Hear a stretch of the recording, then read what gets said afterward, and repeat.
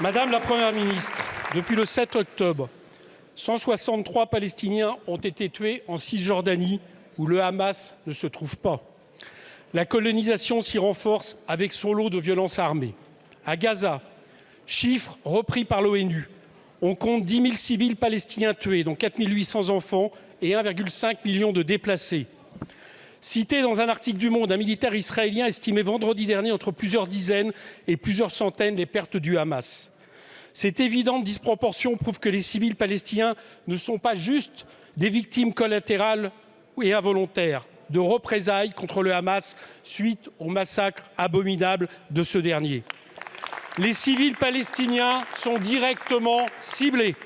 Ces deux situations, la politique coloniale accrue en Cisjordanie et le nettoyage ethnique en cours à Gaza, répondent à l'objectif présenté par Benyamin Netanyahou le 23 septembre dernier à l'Assemblée générale de l'ONU, au moyen d'une carte absorbant la Cisjordanie et Gaza dans Israël. Objectif répété hier, quand il assume qu'Israël prendra la responsabilité générale de la sécurité à Gaza. Cette entreprise n'obéit pas à un prétendu choc de civilisation. Cette guerre est géopolitique. En conséquence, ne la transposerons pas ici en guerre de religion. L'antisémitisme doit être combattu comme l'islamophobie et le racisme.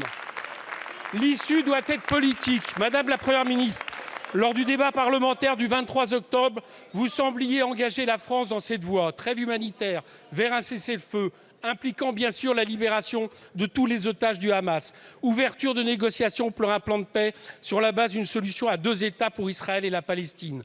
Or, depuis la visite du chef de l'État en Israël, le terme même de cessez-le-feu a quasiment disparu de votre communication officielle, alors que nous sommes des millions à exiger un cessez-le-feu immédiat.